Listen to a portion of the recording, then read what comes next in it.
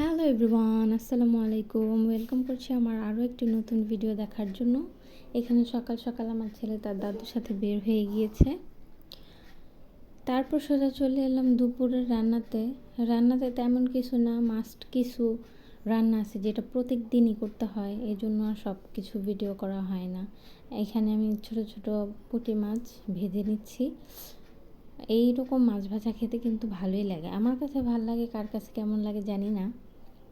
এই যে সুন্দর করে মাছগুলো আমি ভেজে উঠাই নিছি, বাকি রান্নাগুলো আর দেখালাম না। তারপর আবার রেস্ট নিয়ে একটু শুয়ে বিকেলে উঠলাম ছাদে। এত রৌদ্র উঠেছে, এত রৌদ্রের মধ্যে গাছগুলো সবগুলা কেমন মরা মরা হয়ে গেছে, এই জন্য সবগুলা গাছে একটু পানি দিয়ে নিলাম। এই যে কচু গাছও লাগিয়েছি, কারণ কচু পাতার জন্য দূরবীন দিয়ে খুঁজলেও এখন আর পাওয়া যায় না প্রয়োজন মতো, এই জন্য কচু গাছও লাগিয়েছি আমি ছাদের মধ্যে। এই যে আমার শখের পেঁপে গাছ, আমার পেঁপে গাছের এত শখ। এই যে আমার টুকটুক খেলা করছে, তার জন্য আবার সন্ধ্যাবেলা আমি একটু নুডলস রান্না করে নিলাম। মাঝে মাঝে না সন্ধ্যাবেলা কিছুই করতে মন চায় না, নিজেদের জন্য না করলেও তো বাচ্চাদের জন্য করতে হয়। এই যে একদম সিম্পল স্বাভাবিকভাবে কোনো রকম একটা নুডলস রান্না করে ওকে খাইয়ে নিলাম।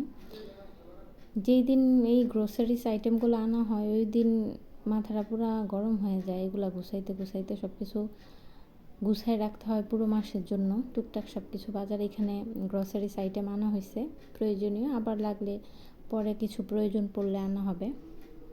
এগুলো গুছায় রাখলাম সব কিছু।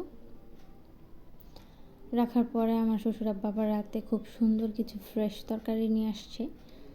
ওনার যখন যেটা মন চায় সামনে পড়লে ভালো লাগলে নিয়ে আসে। এই যে নিয়ে আসছে, এগুলো আমি গুছিয়ে রাখবো। আশা করছি আমার পুরো ভিডিওটা ভালো লাগবে। ভালো লাগলে লাইক কমেন্ট শেয়ার করেন। Thanks for watching.